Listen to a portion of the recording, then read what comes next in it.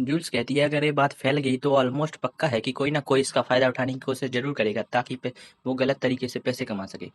इसी वजह से जूल्स ने उसे सजेस्ट करता है कि वो हिबी की किसी पार्टी को ज्वाइन कर लेना चाहिए, क्योंकि फ्रेंडली फाइटर के साथ रहना हिबी के लिए ज़्यादा सेफ रहेगा। हिबी की इस बात पर थोड़ा सोचता है लेकिन पूरी तरह कन्विंस नहीं होता। एक रीजन ये भी है कि उसे खुद नहीं पता कि वो शहर में कितने टाइम तक रहेगा, और वो किसी के ऊपर बर्डन नहीं डालना चाहता।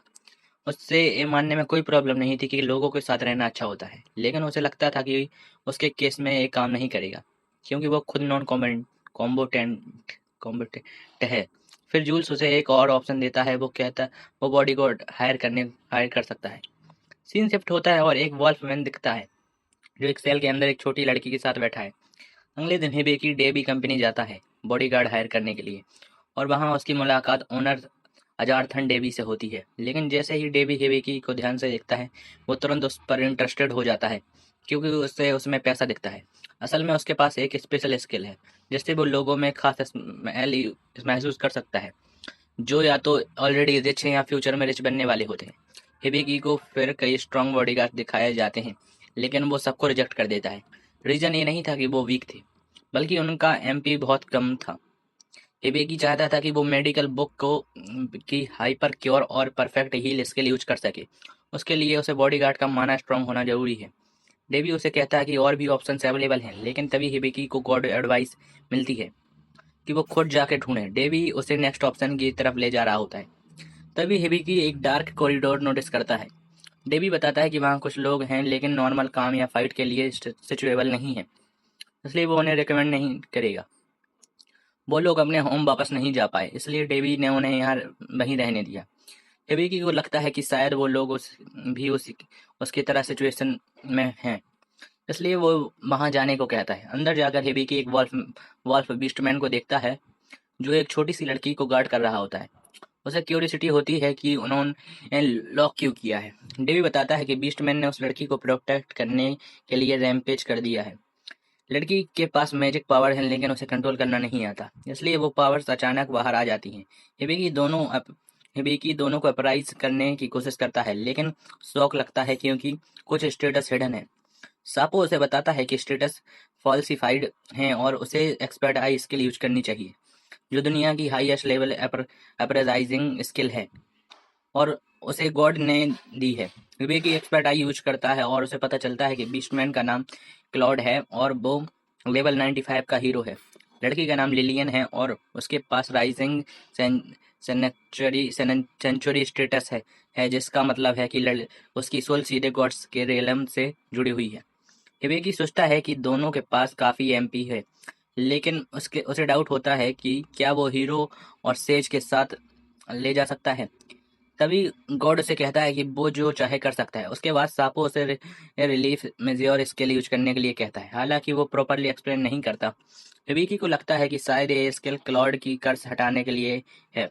आखिर में हिबिकी डिसीजन लेता है कि वो दोनों को परचेस करेगा, और डेबी बहुत खुश हो जाता है क्योंकि हिबिकी को फॉर्च्यून की स्मेल और जाना स्ट्रांग महसूस होती है। हिबिकी लिलियन को एक खुले मैदान में ले जाता है।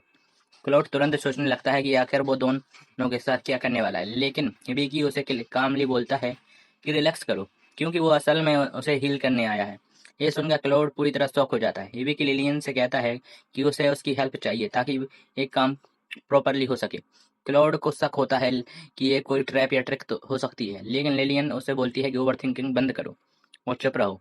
वो कहती है कि पूरी लाइफ क्लाउड ही उसे प्रोटेक्ट करता आया है, इसलिए अब उ- उसे सेव करने का मौका मिला है तो उसे सेव करने दो।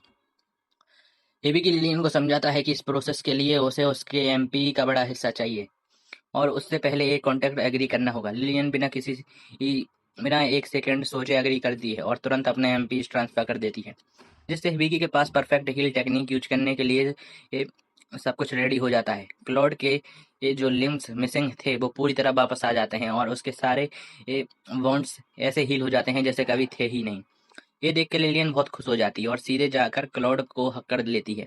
क्लॉड हबीबी को थैंक करता है और कहता है कि कुछ समय पहले वो खुद को बहुत हैवी और वीक फील कर रहा था, लेकिन अब सब कुछ बदल गया है।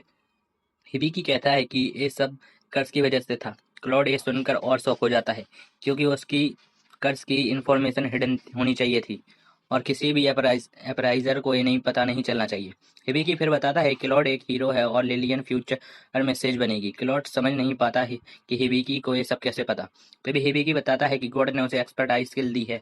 ये सुनकर क्लॉड और भी ज़्यादा शॉक हो जाता है क्योंकि उसे पता है कि ये स्किल कितनी ज़्यादा पावरफुल है।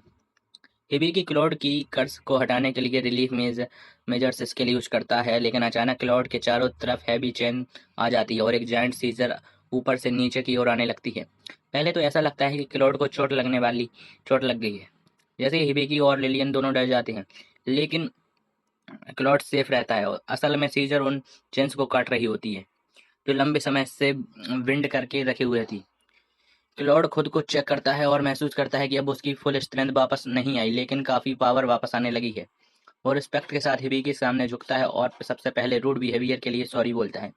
इसके बाद क्लॉड कहता है कि हिबिकी के साथ अलाइजेंस सेरेमनी करना चाहता है। हिबिकी को समझ नहीं आता कि ये क्या है। तब क्लॉड एक्सप्लेन करता है कि ये एक सैक्रेड रिचुअल है जिसमें वो अपनी सोल पूरी तरह से हिबिकी को डेडिकेट करता है और हमेशा उसके साथ रहने का प्रॉमिस करता है। सापो हिबिकी को सजेस्ट करता है कि वो कॉन्ट्रैक्ट स्किल यूज करे क्योंकि कॉन्ट्रैक्ट दोनों लोगों को उनके प्रॉमिस फॉलो करने के लिए बाइंड करता है। हिबिकी सोचता है और एग्री कर लेता है। कॉन्ट्रैक्ट प्रोसेस स्टार्ट होता है और क्लॉड अपनी फुल लॉयल्टी हिबिकी को प्लेज कर देता है।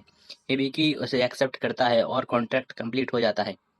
दोनों के रिस्ट पर एक मार्क अपीयर होता है जो लाइट स्पिरिट का रेस्ट क्रेस्ट होता है और उनकी लॉयल्टी का सिंबल बन जाता है।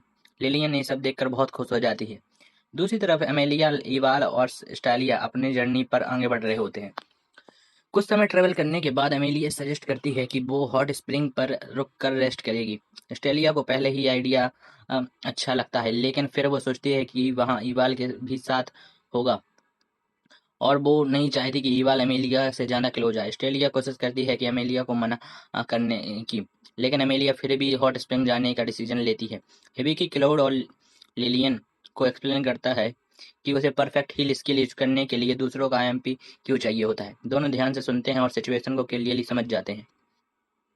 इसके बाद वो तीनों मिलकर एक शेयरिंग कॉन्टैक्ट करते हैं जिससे हिबिकी की टेक्निकल कॉन्टैक्ट के लेवल अप हो जाती है। क्लाउड नोटिस करता है कि हिबिकी धीरे धीरे कुछ बोल रहा था, जैसे खुद से बात कर रहा हो।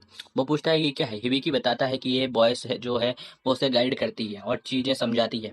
ये सुनकर क्लाउड अचानक शॉक हो जाता है क्योंकि उसे समझ नहीं आता कि ये ट्यूटोरियल स्किल क्या है जो सीधे गॉड से मिलती है। क्लॉड तुरंत समझ जाता है कि हिबिकी को किसी दूसरी दुनिया से आया है। हिबिकी खुद भी सरप्राइज हो जाता है कि क्लॉड को दूसरी दुनिया के बारे में कैसे पता।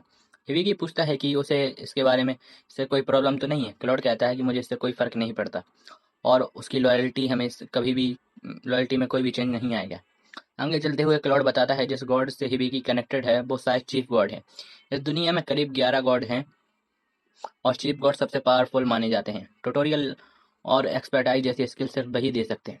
क्लॉड को लगता है कि चीफ गॉड ने खासतौर पर हिबिकी में इंटरेस्ट लिया है, लेकिन हिबिकी को ये बात अजीब लगती है क्योंकि उसे लगता है कि अगर चीफ गॉड किसी को नोटिस करता है तो वो क्लॉड और लिलियन को करता। फिर भी उसे समझ नहीं आता लिलियन को राइजिंग सेंचुरी जैसी डेंजरस स्किल क्यों दी है। क्लॉड और लिलियन दोनों ने इसका नाम भी पहले कभी नहीं सुना। हिबिकी उन्हें बताता है कि ये स्किल बहुत ज़्यादा पावरफुल है और उसके अंदर बहुत बड़ी एनर्जी है जो उसे कंट्रोल करना मुश्किल बनाती है। यह सुनकर लिलियन डर जाती है और हिबिकी को रिग्रेट होता है कि उसने ये बात क्यों बताई। तभी क्लॉड कहता है कि शायद ये स्किल चीफ गॉड ने नहीं बल्कि गॉड ऑफ मैजिक ने दिया है क्योंकि मैजिक से जुड़ी सभी चीज़ें उसी के कंट्रोल में होती हैं। तभी गॉड ऑफ मैजिक खुद हिबिकी से बात करती है और कहती है लिलियन इस स्किल की वजह से सफ़र कर रही है, लेकिन एवन स्किल मिल जाए तो उसे हटाया नहीं जा सकता। वो ये भी बताती है कि हिबिकी के पास उसका दिया हुआ ग्रीमोइर स्किल है जिससे वो लिलियन की एमपी मैजिक पावर को कंट्रोल कर सकता है। वो साफ कहती है कि वो हर बार हेल्प करने नहीं आई, इसलिए उसे खुद मैनेज करना होगा। हिबिकी समझ जाता है और वो ग्रीमोइर स्किल यूज करता है तो सिस्टम खुद एक्टिवेट होगा, चीज़ों को हैंडल करेगा। वो एक गुड न्यूज़ क्लाउड और लिलियन को बताता है और दोनों बहुत ज़्यादा थैंकफुल होते हैं। लेकिन तभी सापो हिबिकी को बताता है कि उसकी एक्सपर्ट आई और ट्यूटोरियल स्किल टेम्परेली काम नहीं कर रही, इसलिए अभी वो लिमिटेड हेल्प ही कर पाएगा। उधर गॉड ऑफ मैजिक हिबिकी को ध्यान से देखती है और सोचती है कि उसने कहीं तो पहले देखा है। इधर हिबिकी ग्रीमोइर स्किल यूज करता है जिससे एक छोटी के क्यूट कैट समन होती है और वो खुद को भी बताती है। और कहती है कि वो लिलियन को मैजिक कंट्रोल करना सिखाएगी, लेकिन लिलियन उसकी क्यूटनेस देखकर कंट्रोल नहीं कर पाती और तुरंत उसे पेट करने लगती है, जैसे कोई स्कूल स्टूडेंट में क्यूट पपी देख ले। हिबिकी पूछता है कि वो कौन है, तो भी बताती है कि वो ग्रीमोयर है और एक सेक्रेड बीस्ट भी है जिससे गॉड ऑफ मैजिक ने बनाया है। यह सुनकर हिबी रिलैक्स हो जाता है और उसे प्यार से हेड पैट करने लगता है। ये देखकर क्लाउड जलियस हो जाता है और कंप्लेन करता है कि हिबिकी ने उस अभी तक एक भी पेट नहीं दिया। दूसरी तरफ अमेलिया, इवाल और ऑस्ट्रेलिया हॉट स्प्रिंग में रिलैक्स कर रही होती हैं। ऑस्ट्रेलिया अचानक अमेलिया की बॉडी को देखकर सरप्राइज हो जाती है, लेकिन तुरंत खुद को कंट्रोल कर लेती है। अमेलिया उसे पूछती है कि उसके फादर ने उसे कौन सा मिशन दिया है, लेकिन ऑस्ट्रेलिया कहती है कि उसे अभी ही डिटेल्स नहीं पता। फिर अमेलिया इवाल से कहती है कि अब वो उसकी हेल्प कर सकती है वैक क्लीन करने के लिए, लेकिन इवाल सीधे मना कर देती है। अमेलिया ये देखकर हल्का सा हंसती है क्योंकि उसे लगता है कि दोनों के बीच अभी भी डिस्टेंस है। अभी तक अमेलिया और इवाल अच्छे से फ्रेंड्स नहीं बने थे। तभी ऑस्ट्रेलिया बीच में बोलती है और अमेलिया को कहती है कि वो इवाल के साथ थोड़ा फास्ट जा रही है, क्योंकि सिर्फ एक दूसरे की बैकबॉस करने से किसी को फ्रेंड नहीं बना बना देता। ईवा ये बात पूरी तरह सुन लेती है और उसके फेस पर एक हल्की सी स्माइल आ जाती है।